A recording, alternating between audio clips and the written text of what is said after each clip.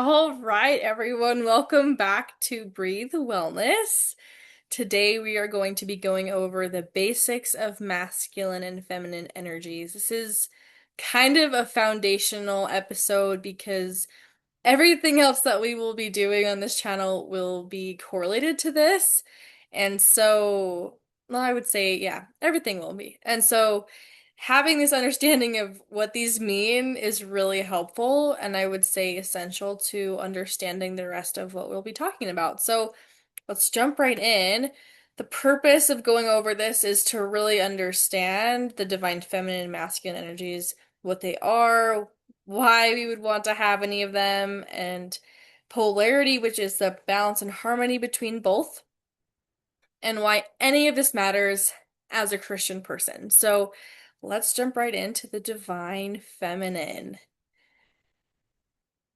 What is divine feminine energy? So, again, I just want to preface this by saying that the divine feminine and masculine energies do not have to be gendered to men and women, but everybody has divine masculine and feminine energy, period. So, whether you identify gender-wise as a man or woman, doesn't necessarily have to determine what kind of energy is present in your body or spiritually within you. So just wanted to throw that out there. It can be gendered for you, and it also doesn't have to be. Um, so what is feminine energy?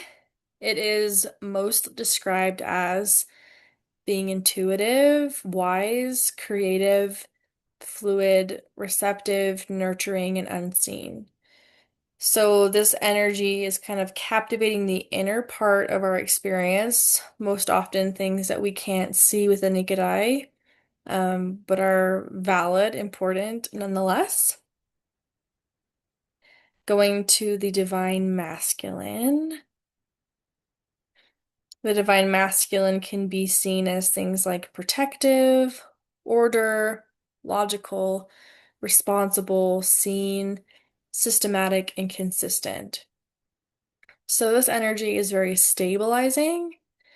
It's very, I would say grounding because you can see this. It is normally something outward you can see with the naked eye or is almost more obvious or apparent. So on the side here is my logo for the business, and having the sun and the moon there is kind of my symbolic representation of both of those energies. And we'll go over the symbolism here. So, symbols and imagery are super helpful in understanding more of these things. A lot of times, symbols themselves are very feminine in nature because they're like hidden gems, and so you have to see beneath the image itself to understand a deeper meaning, which is very a feminine journey, is looking past what you can see and finding something different underneath. But the image itself is masculine, and so anyways, moving into the first symbols here are the sun and the moon, the sun being masculine and the moon being feminine. Light and dark, where the light is masculine and dark is feminine. Land is masculine and water is feminine. The yang is masculine and the yin is feminine.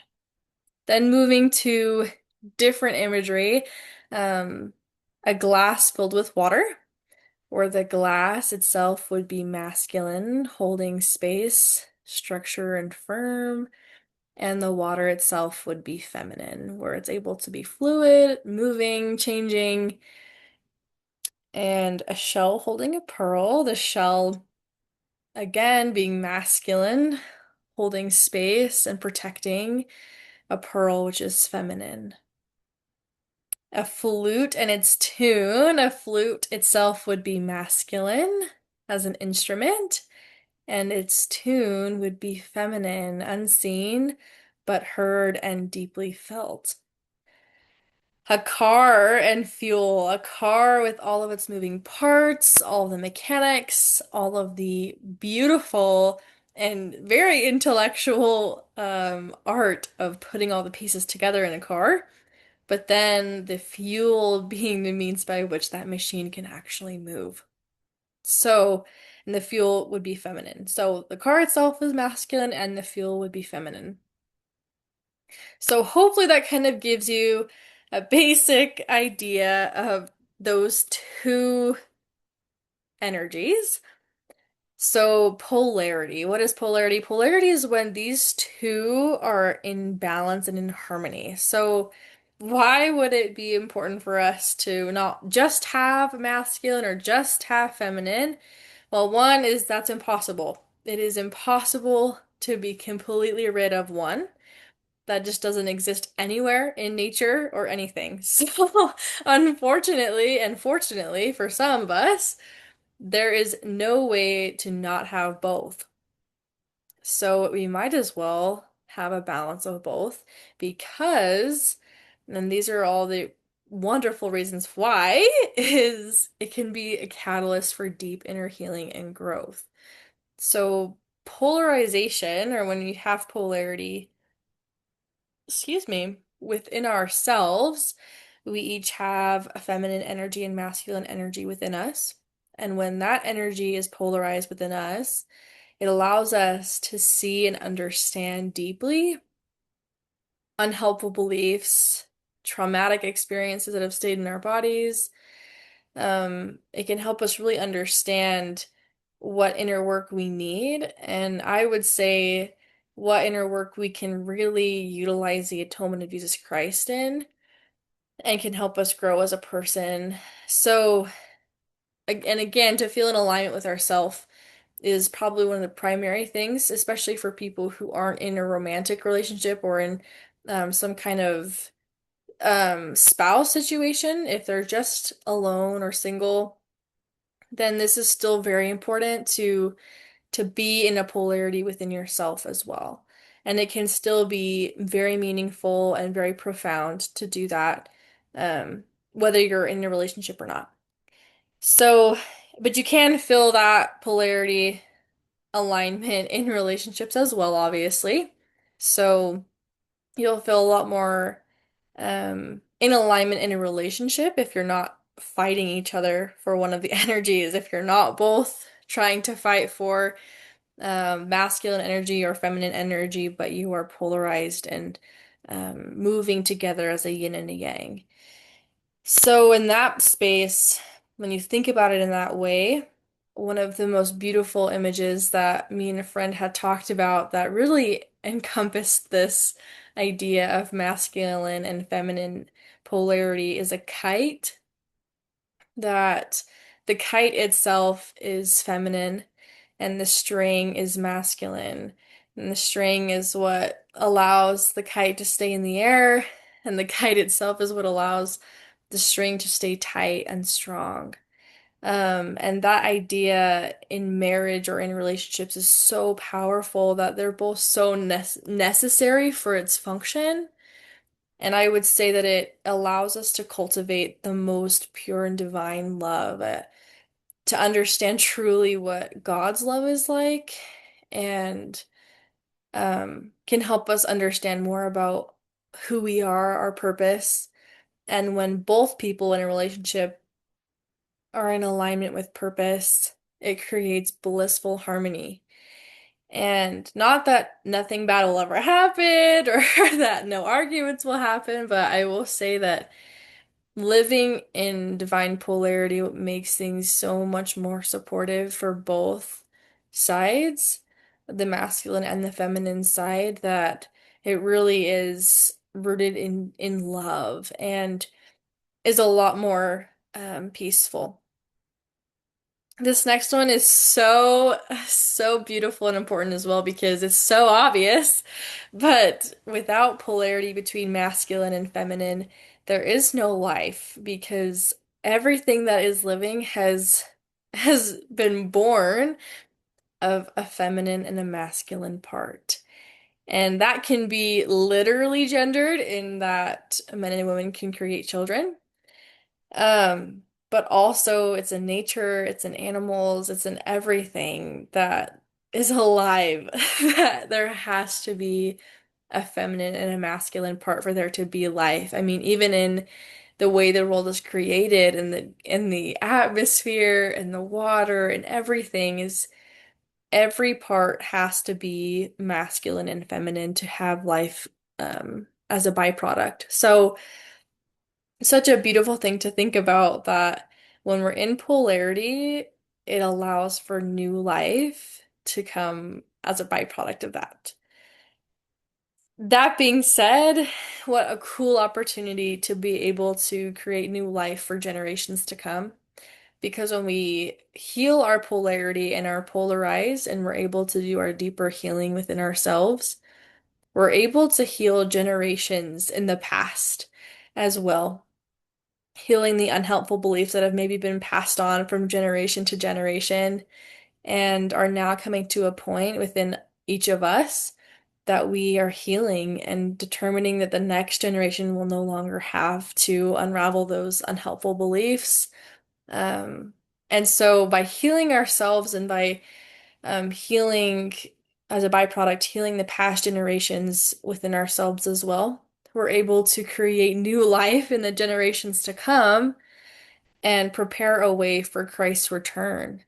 That ultimately we're starting this movement, I think, now, which is so cool, that by doing our inner healing work and by accessing Christ's atonement in this way and shifting polarity, that we can help shift things for the generations to come, to be more polarized, to be more healed, and to be more, um, what is the word?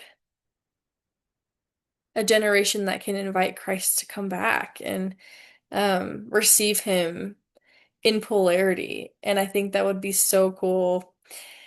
So, and again, no one knows when Christ is coming, but I think that whether he comes tomorrow or not, doing the inner work of polarity will assist us each in being able to receive Christ when he comes again. And the last one here is to align with the divine order of God, because again, everything that was created in the masculine and feminine energies.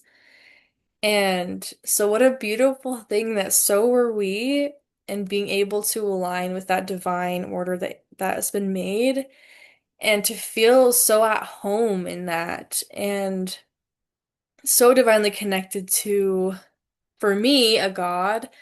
Um, and I think that too, seeing that divine polarity in God as well has been super helpful for me because I think a lot of times we think of God as just being a man, and I think it's a really cool thing to think that there's a heavenly father and a heavenly mother presence. Some people believe that there's a God who embodies both the feminine and the masculine, and I'm not saying what's right and what's wrong. I'm just saying that it is a beautiful thing to think that if everything is a divine masculine and a divine feminine, then so is um the divine presence of a God is also masculine and feminine, and what a reassurance that is, I think, for a lot of people who embody feminine energy to know that that feminine energy exists in godliness as well. So enough ranting about that. Um, I wanted to talk a little bit about simple ways we can start shifting energy into these different polarities. Um, Again, this is such a basic overview. We could talk about this for so long, and there's so much we can do and so much we can start to shift. But these are just some of the things I was thinking about that might be a wonderful starting place. And were helpful in my journey as well to starting to embody more feminine energy. So for feminine, um, settling the mind by drawing awareness to the feelings in the body through mindfulness practices. So this is super important because again, feminine energy is beneath the surface and is has a lot to do with feelings. Physical feelings, emotional feelings, and getting in tune with those is so powerful in the feminine energy. So By just getting more aware of the feeling in the body, whether it's the physical feeling and how your body feels or not, can be super helpful. And the mindful practices like breath work, meditation, just stillness, things like that can be super helpful to get more aware of what the body is actually experiencing. Next, again, the same similar thing to learn to not only identify the physical feelings, but the emotions that are rising in the body, aside from the story. So the story would be um, what happened. So so and so hit me with their car, and now I'm enraged. Versus I'm feeling angry because I was so afraid. I was afraid that I was going to be hurt, without the story, if that makes sense. So without what happened, without he said, she said, without what happened physically, looking at how do I feel because of what's happened. And that is a skill that is definitely practice. So through meditations, tapping scripts, coaching sessions, etc., it's helpful to get more in tune with, okay, letting go of the story and really tapping into the vulnerable feelings that are coming up for me. Next is getting educated, reading books, and one of my favorite ones is Magnetic Femininity by Ali Doucette. She has a ton of great content on her YouTube channel, on her website, and a lot of her stuff is fantastic. You should go check her out. There's other people like Megan Farner. There's a book called Masculine Feminine Energies.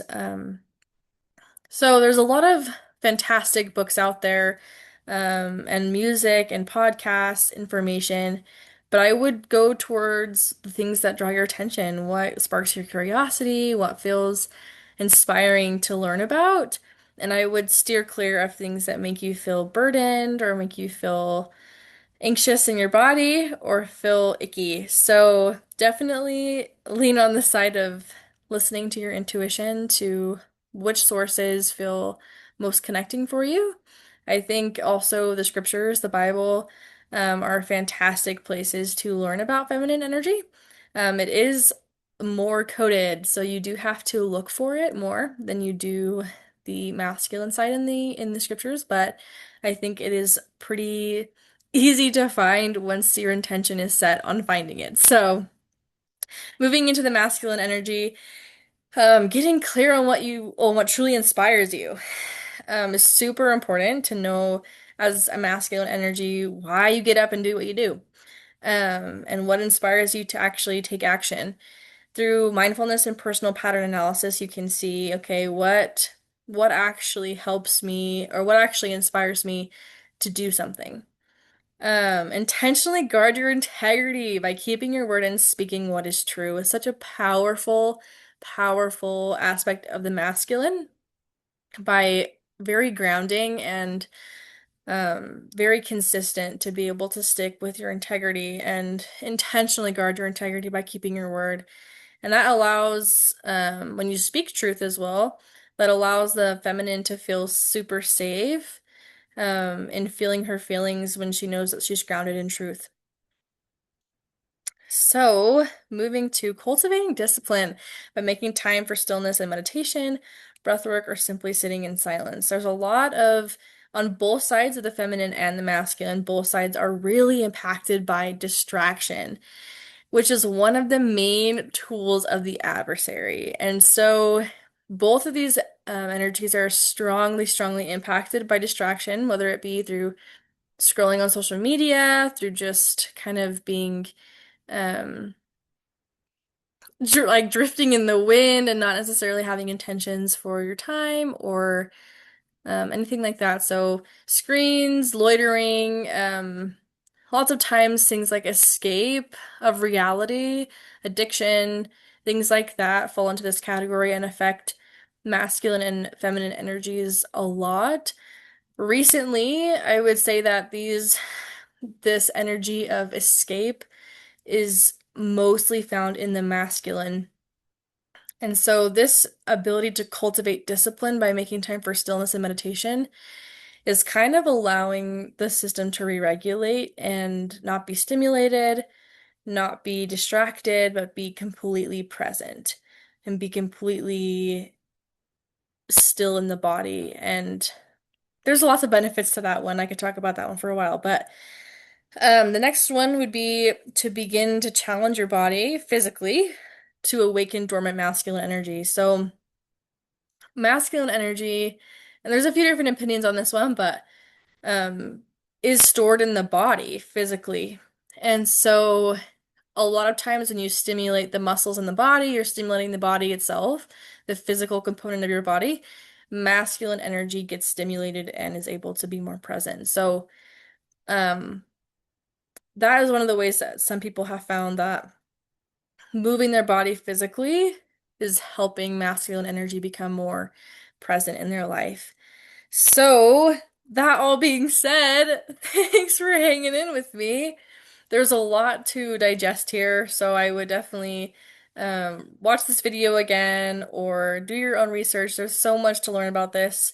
I just wanted to give you a brief overview because if not, I would talk to you all day about all of the things I'm learning and have learned and the cool experience it is to begin Polarity. So, if you have questions or coaching inquiries or you want to share your personal experience with any of these things, please email me. I would love to hear your experience. And we will see you next time. Thanks so much.